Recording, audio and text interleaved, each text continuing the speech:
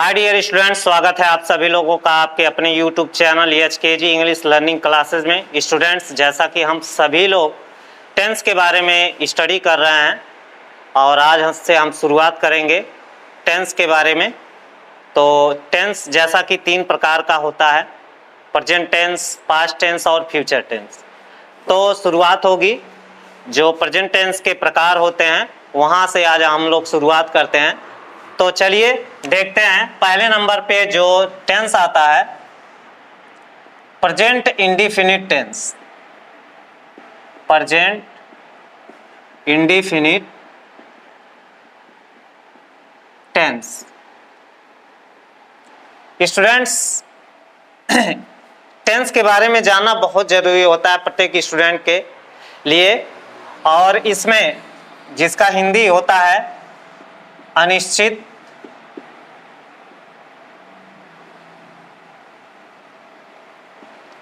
अनिश्चित, वर्तमान काल,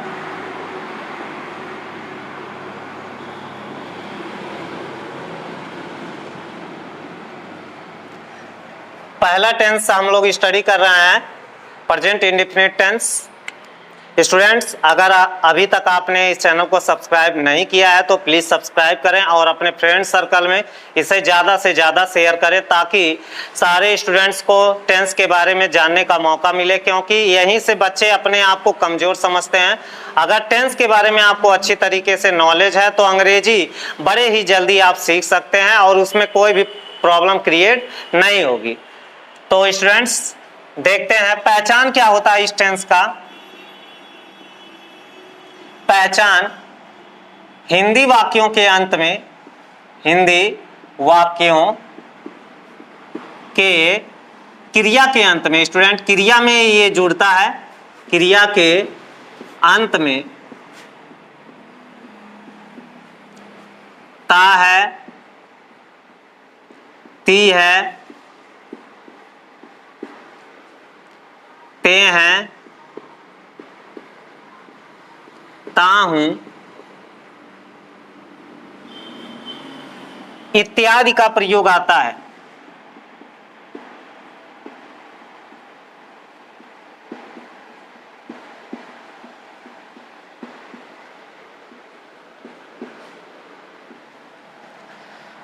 देखिए यहां पे बताया गया, जब हिंदी सेंटेंस को अगर आपको जानना है कैसे पहचानेंगे कि यह प्रेजेंट इंडेफिनिट टेंस का वाक्य है, तो प्रेजेंट इंडेफिनिट टेंस के वाक्य को बहुत ही सरल तरीके से आप पहचान सकते हैं कि हिंदी वाक्य के अंत में लास्ट में आपको ता है, ती है, ते हैं, ता हूं का प्रयोग मिलेगा। स्टूडेंट, इस टेंस में खास बात क्या होती है? इस टेंस में खास बात यह होती है, इसमें सदा सत्य रहने वाली बातों का बोध होता है।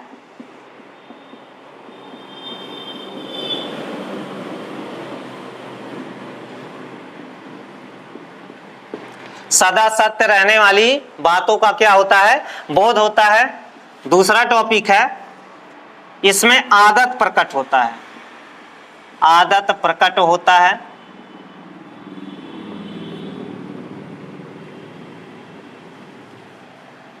तीसरी चीज, बहुत सारे स्टूडेंट सब्जेक्ट को नहीं जान पाते हैं कि वाक्य का सब्जेक्ट कौन सा है, कैसे हम उसको सिंगुलर में जाने, एक वचन में जाने या प्लूरल में जाने।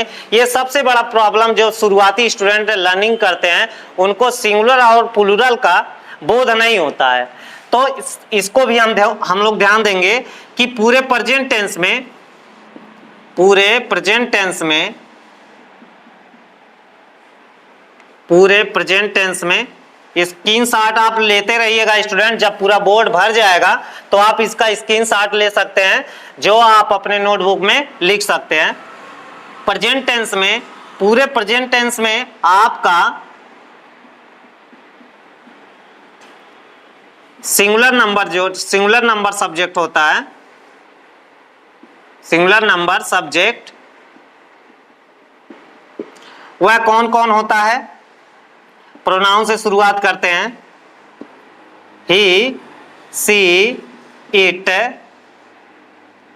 ए नेम, किसी का भी नाम आ जाए, चाहे वो निर्जीव वस्तु हो, चाहे कुछ भी हो, चाहे वो सजीव वस्तु हो, उसमें अगर एक नाम आ रहा है तो वह एक वचन सब्जेक्ट होगा।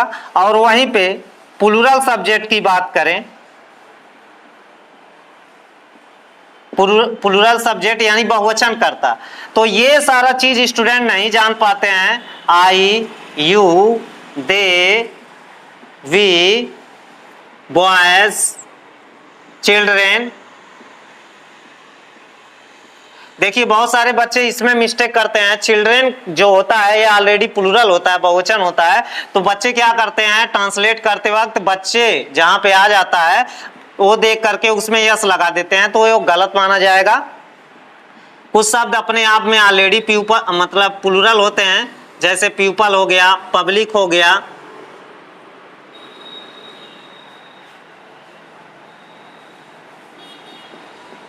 इत्यादि। देखिए स्टूडेंट्स फिर से हम रिवाइज करते हैं आप लोगों को कि प्रेजेंट इंडेफिनिट टेंस जो होता है उसे अनिश्चित वर्तमान हिंदी में कहा जाता है, या साधारण वर्तमान काल भी इसे कह सकते हैं, साधारण सिंपल प्रेजेंट टेंस भी इसको कहा जाता है। तो हिंदी वाक्यों के अंत में, क्रिया के अंत में आपको क्या मिलेगा, ता है, ती है, ते हैं, ता हूं इत्यादि का प्रयोग आता है। और भी बहुत सारी चीजें इसमें बताई जाएंगी आगे। खास बात क्या होती है इसमें, सदा सत्य रहने वाली बातों का हमें क्या होता है, बोध होता है। दूसरा क्या होता है, आदत प्रकट होता है। तो और पूरे प्रेजेंट टेंस में स्टूडेंट सिंगुलर नंबर और प्लूरल नंबर का ध्यान नहीं रख पाते हैं, और इसलिए उनको ये प्रॉब्लम होती है कि किस सब्जेक्ट के साथ कौन सी क्रिया का हम प्रयोग करें, ये कंफ्यूजन होता है। तो यहाँ पे है पूरे प्रेजेंट टेंस में सिंगुलर नंबर सब्जेक्ट यानी एक वचन कर्ता क्या होता है, ही, सी, इट, और एक नाम, किसी का नाम होता है। दूसरा चीज ये है प्लूरल सब्जेक्ट यानी बहुवचन कर्ता। बहुवचन कर्ता क्या है, आई। आई तो हमेशा सिंगुलर ही होता है, लेकिन प्रेजेंट टेंस में इसको प्लूरल की श्रेणी में रखा जाता है। आई, यू, दे, वी यानी हम, boys, children, people, public, etc, बहुत सारे सब्जेक्ट हैं। और आपको ये पता होना चाहिए स्टूडेंट कि जब हम किसी व्यक्ति या वस्तु का नाम लेते हैं तो उसे वाक्य का सब्जेक्ट कहा जाता है। जैसे राम घर जा रहा है, तो कौन का प्रश्न कर, जब आप वाक्य में करेंगे क्रिया के साथ तो आपको सब्जेक्ट का पता चलेगा, कर्ता का पता चलेगा। जैसे राम घर जा रहा है, मैं यहाँ पे लिख रहा हूं बगल में, राम घर जा रहा है, हमने यहां लिख दिया। तो कौन घर जा रहा है, राम घर जा रहा है। इसमें एक नाम आया है, इसलिए हम इसे एक वचन कर्ता कहेंगे। और दूसरा, बच्चे पतंग उड़ा रहे हैं, बच्चे पतंग उड़ा रहे हैं, तो इसमें बच्चों की संख्या कितनी है, अधिक है, चिल्ड्रेन यहाँ पे लिखा हुआ है। देखिए ये बहुवचन सब्जेक्ट हो गया, बच्चे वहां पे लिखा गया है, राम एक नाम लिखा गया है तो उसे एक वचन कर्ता कहा जाएगा, बच्चे यहाँ पे आया है तो उसे बहुवचन कर्ता कहा जाएगा। अब इस क्रम में स्टूडेंट्स हम लोग ध्यान देंगे कि सदा सत्य रहने वाली बात और आदत का बोध होता है प्रेजेंट टेंस में, प्रेजेंट इंडेफिनिट टेंस में। उदाहरण नीचे दे रहा हूं, जैसे देखिए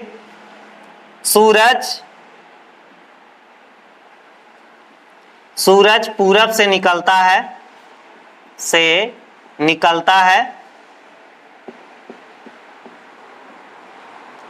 तो आप अनुमान लगा सकते हैं जब भी आप जन्म लेते हो तो आपको यही दिखता है कि सूरज पूरब से क्या करता है, निकलता है, और ये बात सत्य है।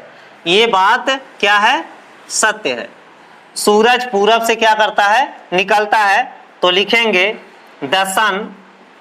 ये देखिए कैपिटल लेटर में सन का स्पेलिंग लिखा गया कैपिटल लेटर में, और उससे पहले द का प्रयोग हुआ। जो दुनिया में जो भी इकलौती चीजें हैं, वस्तुएं हैं, उनसे पहले द का प्रयोग किया जाता है और उनका पहला अक्षर कैपिटल लेटर में लिखा जाता है। देखिए सन का स्पेलिंग यहाँ पे कैपिटल लेटर में लिखा गया है। स्टूडेंट यहाँ से आप बहुत कुछ सीख सकते हैं, तो मैं चाहता हूँ कि आप जरूर इस चैनल को सब्सक्राइब करें और तमाम अपने जो आपके फ्रेंड्स हैं उनके पास शेयर करें ताकि उन्हें अंग्रेजी सीखने का मौका मिले।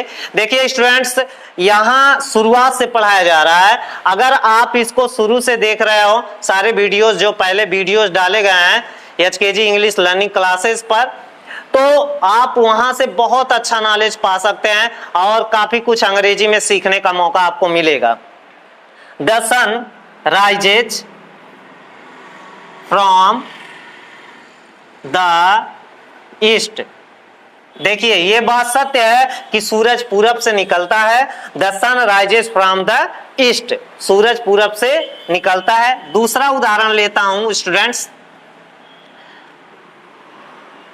कुत्ता रात में भौंकता है। कुत्ता रात में क्या करता है? भौंकता है।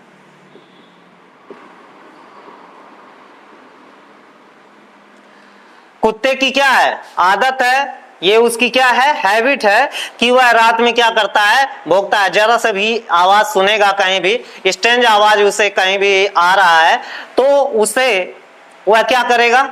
तुरंत बार्किंग का काम करना शुरू कर देगा। तो लिखा जाता है dog barks at night. Student, तो यहां पे किस चीज का बोध हो रहा है? आदत प्रकट हो रहा है। आपका क्या प्रकट हो रहा है? आदत। तो देखिए दो चीजें आपको बताया गया कि इस टेंस में सदा सत्य रहने वाली बातों का बोध होता है, और दूसरा चीज क्या है कि आदत। ये दो चीजें ध्यान रखी जाती हैं। और इसमें देखिए अनिश्चित क्यों माना जाता है? जैसे वह घर जाता है, पता नहीं कब जाता है, कब जाता है, वो टाइम निश्चित नहीं होता है, इसलिए इसको जो है अनिश्चित वर्तमान कहा जाता है। निश्चित समय का बोध नहीं होता है। यहाँ पे आपके पास टाइम है स्टूडेंट्स, आप पूरा इसका स्क्रीनशॉट लेकर के अपने नोटबुक में लिख सकते हैं। मैं आपको 2-3 सेकंड टाइम दे रहा हूं।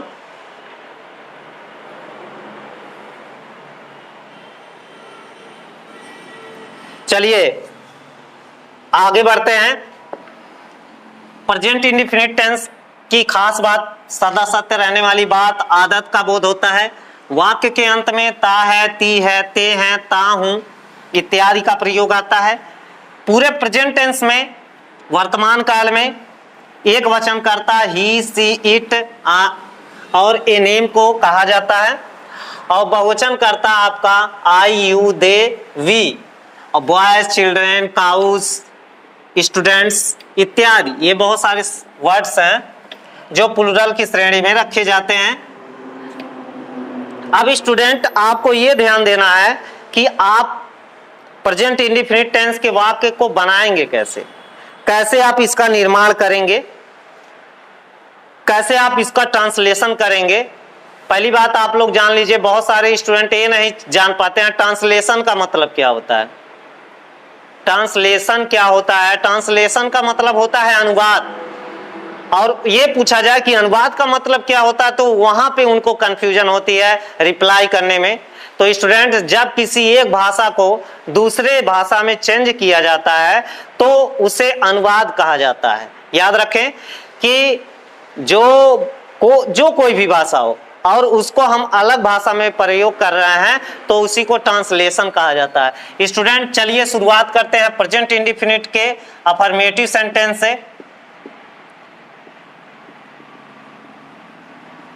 अफर्मेटिव या पॉजिटिव सेंटेंस से।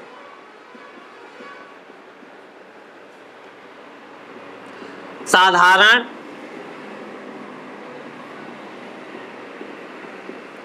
वाक्य। साधारण वाक्य क्या होता है? जो बोलचाल की भाषा में आप अक्सर प्रयोग करते हो, जिसका उत्तर हाँ में आता है, उसी को साधारण कहा जाता है। अगर मैं कहूं राम घर जा रहा है, तो अगर आपसे पूछा जाए कि क्या राम घर जा रहा है, तो आपका रिप्लाई क्या होगा? आप यही बोलोगे ना, राम घर जा रहा है, यानी कि आपका रिप्लाई हाँ में आएगा। और जो भी सेंटेंस का हाँ में रिप्लाई आता है उसे ही अफर्मेशन कहा जाता है, यानी अफर्मेटिव सेंटेंस कहा जाता है। ये भी आप विशेष ध्यान देंगे, क्योंकि ये भी कंफ्यूज रहते हैं बच्चे। अगर बोल दिया जाए आप कुछ अफर्मेटिव सेंटेंस बताओ, तो वो थोड़ा सा सोचने लगते हैं कि अफर्मेटिव सेंटेंस आखिर कौन सा है, कैसे मैं बताऊं। दिमाग लगाने लगते हैं, चूंकि बहुत सिंपल है। जब आप ये जान ले कि कोई भी उस सेंटेंस में प्रश्नवाचक शब्द का प्रयोग नहीं हुआ है, ना तो किसी नकारात्मक शब्द का प्रयोग हुआ है, तो आपको जान लेना चाहिए कि यह सेंटेंस अफर्मेटिव सेंटेंस है, यानी साधारण बात। अब रूल नंबर 1 देखते हैं। रूल फर्स्ट, ध्यान देंगे स्टूडेंट, जैसा कि आपको बताया गया कि एक वचन करता ही, सी, इट, ए नेम होता है और बहुवचन करता आई, यू, दे, वी होता है। प्रोनाउन सब्जेक्ट जो हम अपने नाम के जगह या किसी थर्ड पर्सन के जगह प्रयोग करते हैं। तो रूल बता रहे हैं, ही, सी, इट, ए नेम, कर्ता एक वचन के साथ मुख्य क्रिया की प्रथम अवस्था का मुख्य क्रिया। स्टूडेंट इस बात पे ध्यान देंगे आप, जो शब्द काम प्रकट करता है, जो शब्द काम प्रकट करता है उसी को क्रिया कहा जाता है। जो शब्द काम प्रकट करता है उसे ही क्या कहा जाता है, क्रिया कहा जाता है। इस बात का आप ध्यान देंगे। थोड़ा साइन आएगा स्टूडेंट बोर्ड पे, लाइट चली गई। कर्ता एक वचन के साथ मुख्य क्रिया की प्रथम अवस्था का प्रयोग करते हुए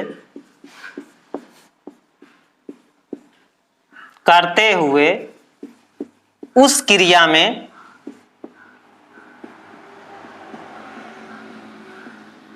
यस, ईएस या आईईएस जोड़ दिया जाता है।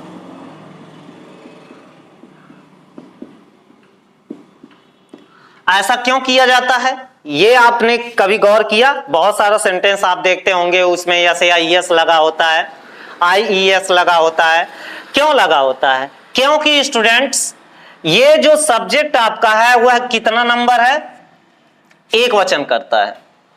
ध्यान देंगे, ये जो सब्जेक्ट ही, सी, इट, ये प्रोनाउन लिखे गए हैं और ये नाम, ये नाउन आएगा। कर्ता एक वचन के साथ मुख्य क्रिया की प्रथम अवस्था का प्रयोग करते हुए उसी क्रिया में यस या ईएस, आईईएस जोड़ दिया जाता है। क्यों जोड़ा जाता है स्टूडेंट्स? जो क्रिया का मूल रूप होता है, याद रखें, जो क्रिया का मूल रूप होता है, यहां बताएंगे आपको, ध्यान देंगे आप। जो आप गो लिखते हो ये ऑलरेडी बहुवचन होता है। किस नंबर में होता है? बहुवचन में होता है। और जो जब आप इसे गोज लिख देते हैं यस या यस लगा करके, फ्लाई है, फ्लाई माने उड़ाना होता है, फ्लाई, ये जो आपका बहुवचन है, तो गो को गोज जब आप लिखते हैं तो वह एक वचन बन जाता है। फ्लाई को जब आप फ्लाइज करते हैं तो वह भी एक वचन बन जाता है। तो इसलिए एक वचन कर्ता के साथ, ध्यान देंगे स्टूडेंट्स, ये बहुत अच्छा चीज है, आपको ये सीखना चाहिए। जैसे जब भी गो लिखते हैं, कम लिखते हैं, सिट लिखते हैं, यानी कि क्रिया का जो भी मूल रूप रहता है वह हमेशा बहुवचन में होता है। इस बात का आप ध्यान देंगे, क्रिया का मूल रूप हमेशा बहुवचन में होता है।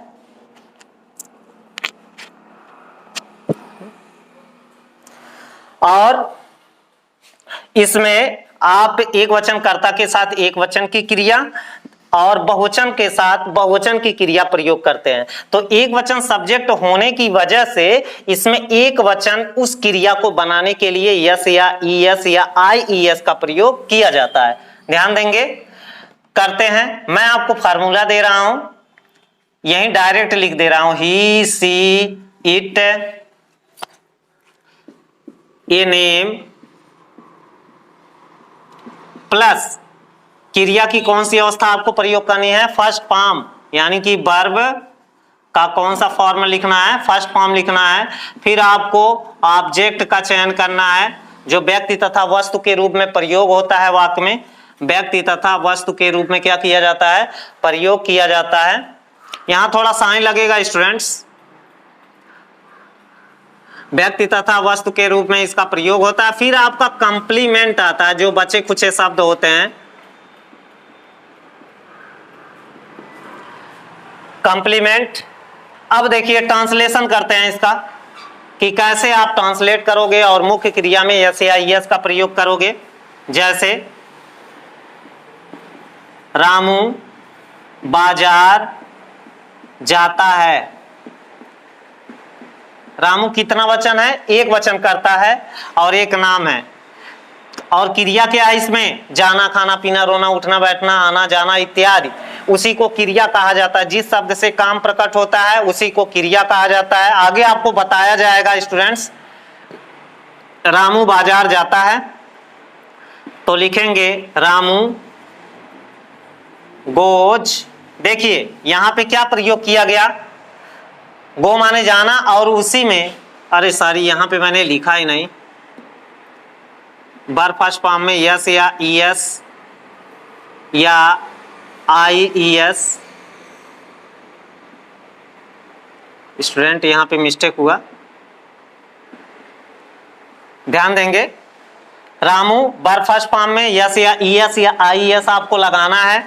रामू गोज टू कहां? मार्केट। यहां पे देखिए एक बना, दूसरा सीता खाना पकाती है। सीता क्या पकाती है? देखिए इसमें ऑब्जेक्ट आपका क्या है? खाना। हालांकि कुक माने खाना पकाना ही होता है, लेकिन कुक के साथ फूड का प्रयोग किया जाता है। सीता कुक्स, क्रिया यहां क्या है? पकाना, और उसी में आपको क्या लगाना है? यस। देखिए एक वचन कर्ता के साथ एक वचन की क्रिया बन गई। देखिए यहाँ पे गो लिखा था तो ये बहुवचन था, जब ये गोज लिखा गया तो क्या वचन हो गया? एक वचन की क्रिया बन गई। और यहाँ पे भी एक वचन की क्रिया है। रामू एक वचन करता है, इसलिए यह हम सभी लोग एक वचन क्रिया के साथ यहाँ पे ट्रांसलेट करेंगे। सीता कुक्स फूड, सीता खाना पकाती है। तीसरा एग्जाम्पल दे रहा हूं स्टूडेंट्स। वह उन्हें गणित पढ़ाता है। वह उन्हें गणित पढ़ाता है। कौन? वह पढ़ाता है। किसे पढ़ाता है? उसे पढ़ाता है। क्या पढ़ाता है? गणित पढ़ाता है। स्टूडेंट ये दोनों इस सेंटेंस के ऑब्जेक्ट हैं, यानी कर्म है, जो फार्मूले में यहाँ पे लिखा हुआ है। इसी नंबर पे ये ऑब्जेक्ट आपका प्रयोग होगा। ही एक वचन सब्जेक्ट, ठीक है, मैस्कुलिन जेंडर है ये। मैस्कुलिन जेंडर यानी जिसे पुल्लिंग कहा जाता है। आगे ये भी बताया जाएगा आप लोगों को। बस आप इस चैनल के साथ बने रहें और काफी कुछ सीखें। ही क्रिया क्या है? टीच। टीच माने पढ़ाना। अब हमको क्या करना है? वर्ब फर्स्ट फॉर्म हमने लिख लिया, क्रिया का मूल रूप। ये अभी बहुवचन में है स्टूडेंट्स, अभी ये बहुवचन में टीच लिखा हुआ है, और जैसे इसमें यस या ईएस लगाया जाएगा ये तुरंत एक वचन की क्रिया बन जाएगी। टीचेज। ही टीचेज किसे पढ़ाता है? हिम, उसे। हर भी लगा सकते हैं। क्या पढ़ाता है? मैथ्स पढ़ाता है। तो उदाहरण यहाँ पे बहुत अच्छा क्लियर है। आपके पास टाइम है, आप स्क्रीनशॉट जब यहाँ पे पहुंचे तो आप स्क्रीनशॉट पूरा ले लें बोर्ड का।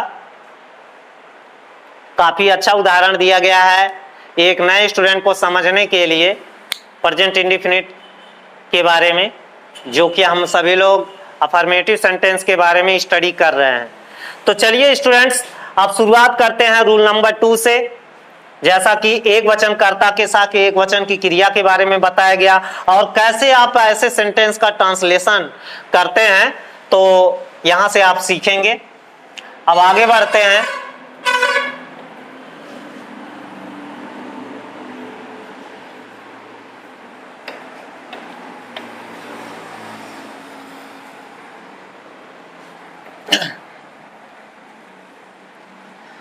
स्टूडेंट्स अब रूल नंबर 2 हम लोग ध्यान देंगे। Rule number 2, I, you, they, we, boys, children, ये दोनों नाउन है आपका और बाकी चारों ये प्रोनाउन है, जिसमें यहाँ पे यू जो है कॉमन जेंडर है, ये भी कॉमन जेंडर है, ये चारों कॉमन जेंडर है। कैसे? लड़का भी वी का प्रयोग करता है, लड़की भी प्रयोग करती है। दे यानी वे में स्त्री पुरुष दोनों शामिल हैं। यू का प्रयोग सामने वाले के लिए, चाहे वो स्त्री हो चाहे पुरुष हो, दोनों के लिए किया जाता है। आई हम अपने नाम के जगह अगर मैं बोल रहा हूँ तो आई लगाऊंगा, लड़की बोल रही है वो भी आई अपने लिए लगाएंगी। तो कहीं ना कहीं स्टूडेंट ये चारों बहुत अच्छा नॉलेज है, इसे आप जरूर अपने माइंड में सेट करें कि ये जो चारों लिखे गए हैं ये चारों कॉमन जेंडर हैं। कॉमन जेंडर उभयलिंग जिसे कहा जाता है। जेंडर की 4 श्रेणी में तीसरे नंबर का यही है कॉमन जेंडर।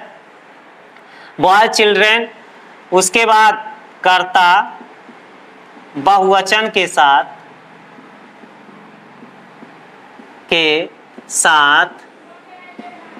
केवल क्रिया का मूल रूप, ये ध्यान देंगे स्टूडेंट, क्रिया का मूल रूप बहुत अच्छा चीज है। क्रिया का मूल रूप पोस्ट में मैं बता दे रहा हूं, यानी कि क्रिया की प्रथम अवस्था, क्रिया की प्रथम अवस्था को ही क्रिया का मूल रूप कहा जाता है। देखिए बहुत अच्छा चीज है, इसे आप जरूर सीखें। यानी कि क्रिया की प्रथम अवस्था का प्रयोग किया जाता है।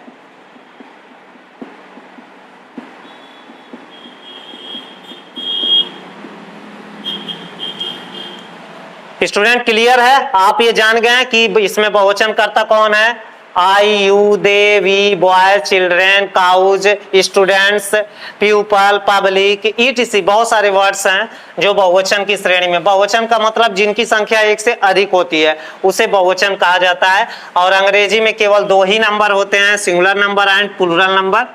फार्मूला मैं आपको दे रहा हूं स्टूडेंट्स, यहां से I, you, they, we, boys, children, etc plus आपको क्रिया का कौन सा फॉर्म प्रयोग करना है? सिर्फ फर्स्ट फॉर्म। यहां एस या ईएस नहीं लगाना है मुख्य क्रिया में। किनके साथ? इनके साथ। यानी कि कर्ता बहुवचन के साथ आपको मुख्य क्रिया में यस या ईएस नहीं लगाना है। प्लस आपको क्या लिखना है? ऑब्जेक्ट लिखना है। ऑब्जेक्ट क्या, किसे किसको का प्रश्न करने पे ऑब्जेक्ट का पता चलता है। फिर आप कंप्लीमेंट का प्रयोग करोगे और लास्ट में फुल स्टॉप का प्रयोग किया जाता है। आइए देखते हैं, उदाहरण समझते हैं। मैं उनका आदर करता हूं। मैं उनका आदर करता हूं। किसका आदर करता हूं? उनका। तो यही तुम्हारा ऑब्जेक्ट है। कर्ता इस वाक्य का देख लीजिए, आई का प्रयोग हुआ, यहाँ पे आई लिखेंगे। फिर फार्मूले में देखते हैं, आई का प्रयोग हमने कर दिया। आई प्लस वर्ब फर्स्ट फॉर्म, क्रिया क्या है? आदर करना, रिस्पेक्ट, RESPECT। आई रिस्पेक्ट किसका? देम। मैं उनका आदर करता हूं। दूसरा उदाहरण, तुम सेव पसंद करते हो।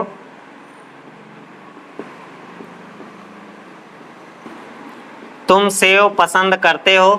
क्या पसंद करते हो? सेव। तो इसके लिए क्या लिखेंगे आप? यू, यहाँ पे बहुवचन करता है। पसंद करना यही आपका क्रिया है। लाइक, यू लाइक क्या पसंद करते हैं? एप्पल। यू लाइक एप्पल, आप सेव पसंद करते हैं। तीसरा उदाहरण दे रहा हूं, वे छात्र यहां आते हैं। वे छात्र यहां आते हैं। कौन छात्र? वे छात्र। देखिए यहां पे बहुत बड़ा ब्लंडर मिस्टेक होता है स्टूडेंट से। वे छात्र यहां आते हैं, तो इसके लिए स्टूडेंट से मिस्टेक क्या होता है, वो दोज के जगह क्या प्रयोग करते हैं जानते हैं? दे लगाते हैं। जबकि दे से पहले कोई अन्य शब्द नहीं लगता है, वो ऑलरेडी सब्जेक्ट है। लेकिन यहाँ पे अगर आ गया वे छात्र या वह छात्र, तो बड़ा मिस्टेक होता है स्टूडेंट से। वह छात्र आता है तो ही स्टूडेंट लिखते हैं, वे छात्र आते हैं तो दे स्टूडेंट लिखते हैं, तो ये मिस्टेक होता है। तो आप ऐसा ना करें। इसके लिए प्रोनाउन, डिमोन्स्ट्रेटिव प्रोनाउन, जिसे डिमोन्स्ट्रेटिव एडजेक्टिव यहाँ पे कहा जाएगा, किसी संज्ञा से पहले प्रयोग है। दोज स्टूडेंट्स, यहाँ पे संख्या बढ़ेगी स्टूडेंट। ये दिस दैट दिस दोज का अध्ययन जब हम करते हैं तो डिमोन्स्ट्रेटिव प्रोनाउन में पिछले वीडियोज में आप जाके देखें तो आपको काफी कुछ मिलेगा। दोज स्टूडेंट्स क्या करते हैं?